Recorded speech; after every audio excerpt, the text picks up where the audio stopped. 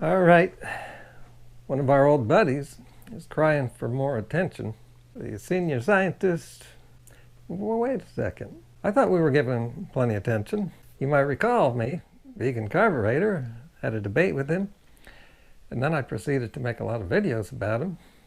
And recently, he got another debate with another vegan, Michelle Lowe, and then me and her made more videos about him. So what do you think of my new setup here? Trying to make my videos easier, so there's going to be less editing here, because he's just not worth it. I just remembered a week ago I made a video about him, a mini horror movie, a lot of editing. It's pretty scary. It was worth doing. That was supposed to go viral, by the way. I'm surprised that a lot of people just skipped it or have been having trouble with the notifications again. But that's definitely one to see, especially one to get Bart to see. That'll probably drive him over the edge. This guy shouldn't be on YouTube.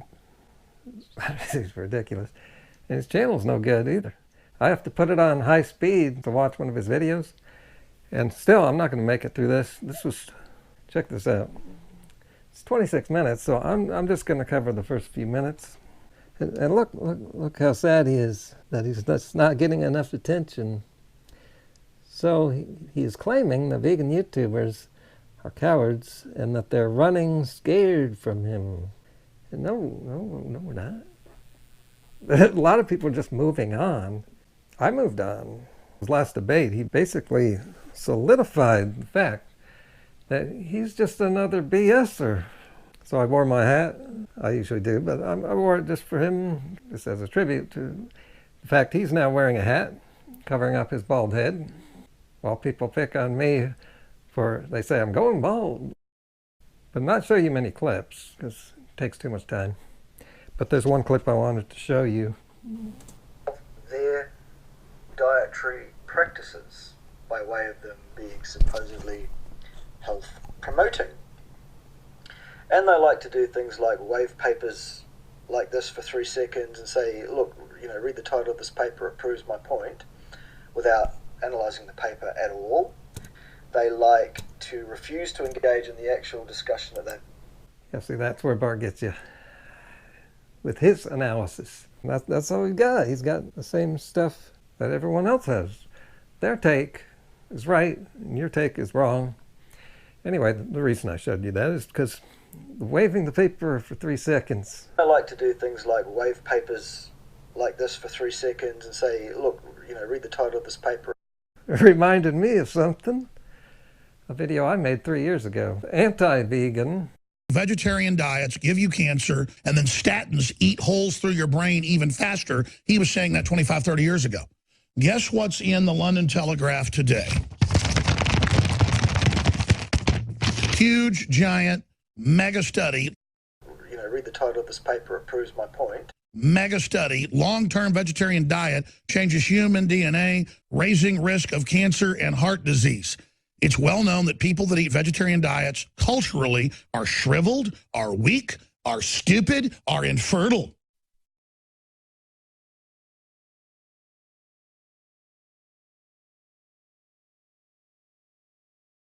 Okay, segue. I just have to say this. Speaking of the Telegraph, the UK newspaper, I was thinking about it just yesterday because I was on social media. The topic of cheating, infidelity. They're talking about some people are actually saying it's okay for women to cheat. And someone posted a link to an article with the title, "Men should give their wives a free pass to cheat this Christmas." And it was the Telegraph. Oh, man. And then, what's even more interesting here is another person responded to that and said, you didn't read the article, you just saw the title. And the person said the article doesn't actually promote that. It's just the title is trying to get people's attention. So yeah, there you go. The Telegraph. Just like so many other news outlets, like the Daily Mail, took me a while to realize they're junk. Do you know how many stories they made about Freely? And they only did it because she was real popular and it gets views. But, you know, she's not really that newsworthy. And of course, they said a whole bunch of BS stuff. So anyway, Bart, nice technique at clickbait here. He got me to watch the video and to make a video on it. But I was planning on making videos about him anyway. And I'll incorporate one of those in here. I'd been meaning to talk about one specific thing that happened with our debate. It was the thing where I brought up the weather. Before the debate even began, I exposed this guy as a fool, and a lot of people may not have caught what I was doing at the beginning of the debate, before we actually got into the topic of diet and health. But let me show you the clip. In the Southern Hemisphere, so you're not getting that polar vortex, are you? No, we've got high summer right now, Gary. It's really hot. It's like 30 degrees C. We've had no rain in months. The sea temperature is up around 20 degrees C. It's incredible. Yeah. A lot of cold temperatures. And then some people say that global warming's not happening. You have an opinion on global warming?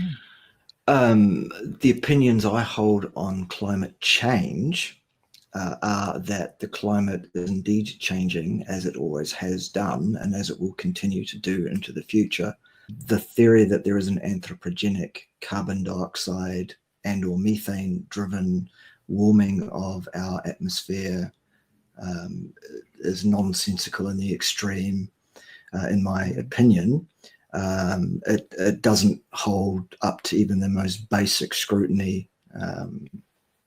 It's an idea that's been put forward. It's an idea that's got some support, but it's not an idea that actually has much science behind it. Can you explain where there's no science to it? I thought they had science. Yeah, what they have is a thing called pseudoscience, Gary. What they have is some studies that are what are called in silico. They have computer-generated models that suggest if we do this, then the output is that. The issue, obviously, is we can't experiment with something as complex as our environment, as our planetary temperature, I guess. It's too big. We can't control it. There are too many degrees of freedom. We can't do an experiment. Therefore, we have to rely on guesswork. They call it educated guesswork.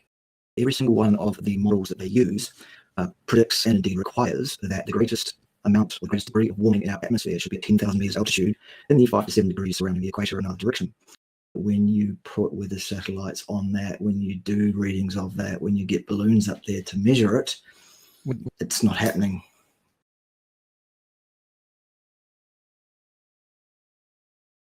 And I guessed that he would be a climate change denier. And I didn't point it out what I did. I let the audience realize for themselves. I just debunked this guy as probably a right-wing meathead. You know, I can spot him a mile away. I did a long time ago. This is what we measured. Now this is what the model should do, and it doesn't do that. So if it can't run backwards and work, why would we expect it to run forwards and work? Well, sounds good to me. And a whole bunch of people were just criticizing me in the debate because I'm just not good at debates. I'm not good at speaking. Speaking of people who are bad at speaking, this guy has to pause between like every word. And people say I do that, but he's much worse. And there he is, becoming more and more popular. I exposed this guy 9 months ago. And here he is just getting more and more popular. There is another clip right here I want to show you. They like to refuse to engage in the actual discussion that they've agreed to have. Well, there's been some debate over that, but I think it's mostly in his head. They are basically, all of them, lacking totally in integrity and lacking totally in the courage of their convictions. So here he said all of them, so he's talking about me. Lacking integrity? I'm one of the only people left with integrity. Everyone else is sold out for the views. I love views. prove that I have integrity. While this guy speaks out against anecdotes. And then in his last debate, he admitted that he uses anecdotes. Remember when he said, they're all over the place.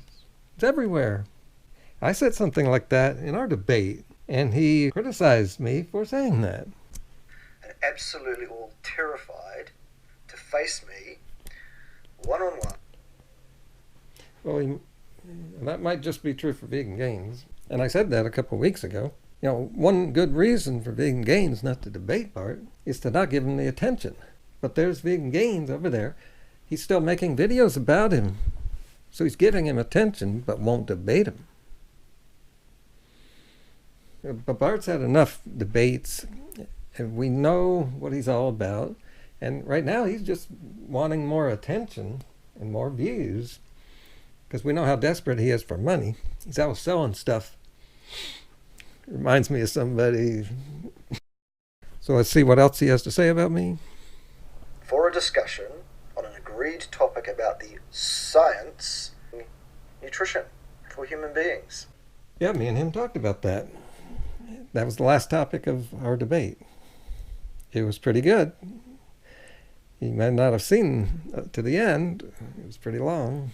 I believe I won that one. I got him to admit to something. Got him to bend a little in my direction. Did anybody catch that?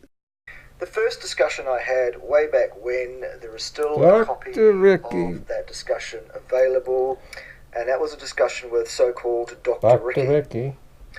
Who he says is in trouble with the law and should be brought to justice any month now. It's been like a year. What's going on with that? Just skimming through here, and it occurred to me that I think he's going to go through all the people he's debated. I was thinking, oh, I'm not going to watch this long video. Oh, I have to. I could be in here. And I think I found the part where I think I'm next. I think there was maybe one before me. But anyway, I have not heard any yet. I want to get it on camera so you can get my reaction to it. Baby shark,